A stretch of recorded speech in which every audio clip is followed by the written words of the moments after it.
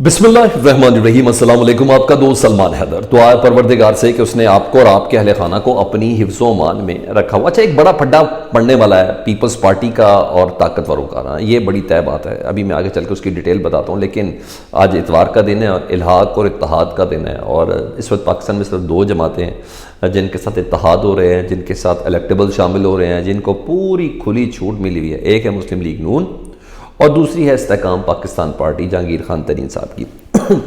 तो सबसे पहले जी, और ये लोग बड़े ज़ोर शोर से इनको लेवल प्लेइंग फील्ड है कि जिस तरीके से जिसको मर्जी शामिल करना कर ले। अली नवाज़ खान पाकिस्तान तहरीक इंसाफ के देरीना रहनुमा और इमरान खान साहब की मुशीर भी रहे, MNA भी रहे, ये सब हैं।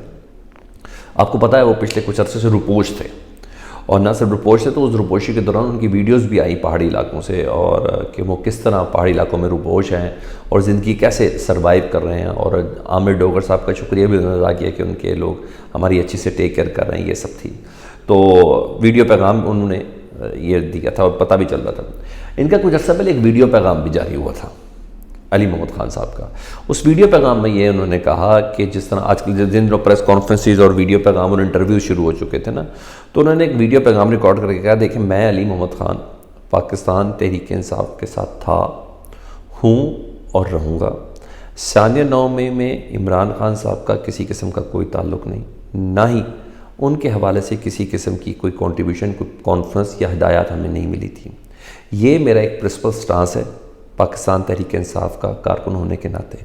हाँ, अगर इसके बाद मेरी कभी कोई वीडियो आई जिसमें मैं इससे मुख्तलिफ अल्फाज का इस्तेमाल कर रहा हूँ, तो आप समझ जाइएगा कि हमारी कोई मजबूरी है। ठीक है जी, ये उन्होंने खुद कहा था। फिर आप खुद ही क्रेडिबिलिटी देख लें, समझ जाएँ कि अगर अली मोहम्मद अवान अगर किसी जमात में शामिल हो जाएँ और अली नवाज़ अवान, तो फिर उसकी क्या हैसियत रहेगी। ख़बरें थीं 2-4 दिन पहले उनको गिरफ़्तार कर लिया गया था, ये ख़बरें ज़रूर चल रही थी। और उससे कुछ अर्सा पहले तो बहुत अरसे के लिए उनके भाई तक लापता थे। बहरहाल आज वो जहांगीर खान तरीन साहब से उन्होंने मुलाकात की। आज उनकी मुलाकात हुई अलीम खान साहब से जी, और बाकायदा मुलाकात करके उन्होंने इस्तेहकाम पाकिस्तान पार्टी ज्वाइन कर ली है। अब आप पार्टी की ज्वाइनिंग की क्रेडिबिलिटी आप खुद ही देख लें।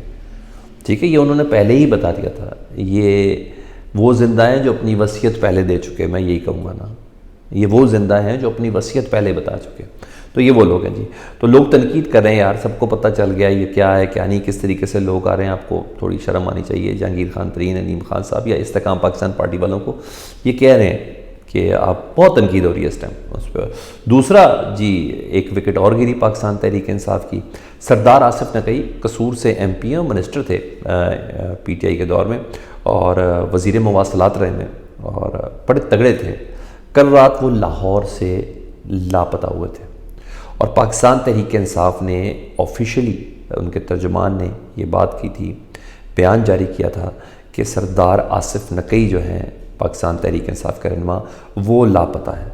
तो आज वो अचानक से रोनमा हुए हैं, और वो भी रोनमा हुए हैं कि इनके पास IPP इस्तेहकाम पाकिस्तान पार्टी जहांगीर खान तरीन साहब के पास ये, और उन्होंने भी IPP ज्वाइन कर लिए। गले में वो पटका, मैं पट्टा नहीं बोलता, पटका बोलता हूँ, गले में पटका इस्तेहकाम पाकिस्तान पार्टी का उनके ऊपर भी चला गया है। तो सरदार आसिफ नकवी साहब, आपको पता है ये इलेक्टेबल की हैसियत रखते हैं और उस इलाके में उनका बड़ा नाम है। और जहांगीर तरीन साहब आपको पता है वैसे भी इलेक्टेबल के शिकार के बहुत माहिर हैं, और आजकल यही है कि सबसे पहले इलेक्टेबल्स का शिकार करें ताकि पहले अपनी साइड सेव करें, उसके बाद सियासत करेंगे। तो इस वक्त यही दौड़ है। तो पाकिस्तान, एक मुस्लिम लीग नून पार्टी और एक जहांगीर खान तरीन इस्तेहकाम पाकिस्तान पार्टी, इनके पास ये इस्तेहकाक हासिल, ये राइट्स ऑफ एडमिशन और रिजर्व, ये इन दो पार्टीज़ के पास है जी। उधर जी बशीर मेमन साहब जी सिंध के हवाले से धचके पे धचका दे रहे हैं। सुबह उन्नड़ हाउस नवाबशाह पहुँचे, उधर दावत डाली, और पता है कि जी वहाँ उन लोगों को शामिल कर लिया जी मुस्लिम लीग नून में जी। और ये फैमिलीज़ हैं, ये इलेक्टेबल्स हैं जिनके पास जा रहे हैं, और इनकी बड़ी से है। बशीर मेमन साहब का कोई सियासत में तो कोई कंट्रीब्यूशन नहीं है। उनसे मुतल्लिक मशहूर ये है कि सिंध के जो ख़ानदान है ना, जो वडेरे हैं, उनके अंदर उनकी बड़ी से है, वो एक बहुत बड़े ख़ानदान से उनका ताल्लुक़ है, इसलिए बशीर मेमन को सिंध का सदर बनाया गया। तो सुबह वो नवाबशाह में थे, उन्नड़ हाउस में, वहाँ उन्होंने दावत दी। फिर पहुँचे वो दादू, यहाँ आपको पता है पंजाब के, जनूबी पंजाब सिंध में भी ना लगारी ख़ानदान की एक्सटेंशन सारी मौजूद है, اور یہاں بھی الیکٹیبلز بہت موجود ہیں، اور یہاں کے الیکٹیبل کا ایلیمنٹ بھی بہت زیادہ اسٹرانگ ہے. مطلب اس وقت یہ سب اپنے آپ کو سیکیور کرتے ہوئے نظر آ رہے ہیں، اور انہوں نے بھی یہاں نون لیگ میں شامل کریں جی لغاری خاندان کو. تو ایک طرف پیپلز پارٹی شکایتیں کر رہی ہے، رود ہو رہی ہے کہ ہمارے ساتھ یہ نہیں ہو رہا، وہ نہیں ہو رہا. بلاول صاحب کی حد تک زرداری صاحب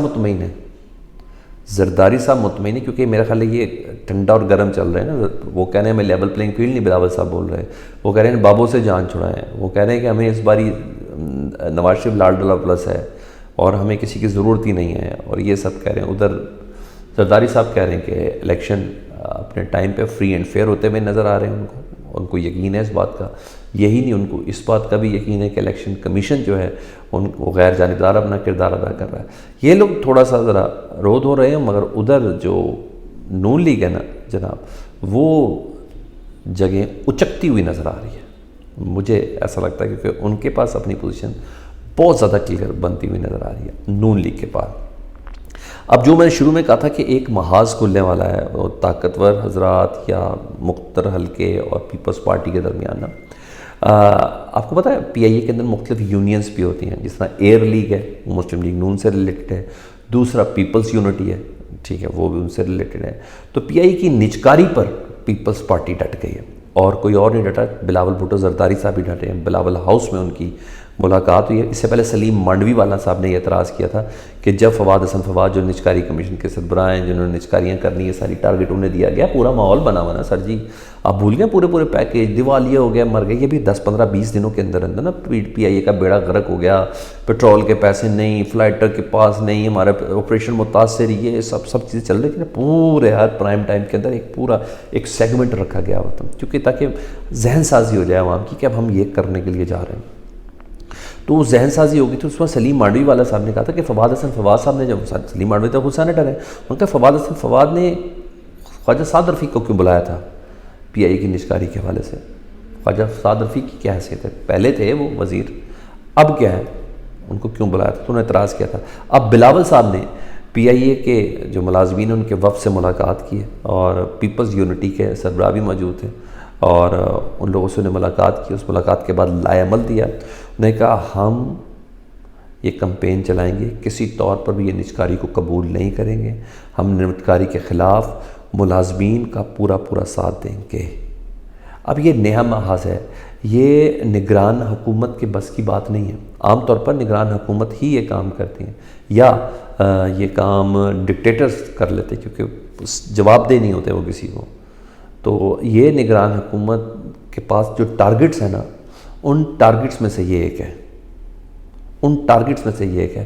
کہ آپ نے یہ جو وائٹ ایلیفینٹ ہے نا ملک کے، ان کو آپ نے ہر حال میں نجکاری پہ لے کے آنا، تاکہ پاکستان کے اندر یہ جو سرکلر ڈیٹ بڑھ رہا ہے، جو پاکستان کی جو اکانومی پہ جو بڑا بوجھ ہیں جو ادارے، ان میں یہ پی آئی اے بھی شامل ہے.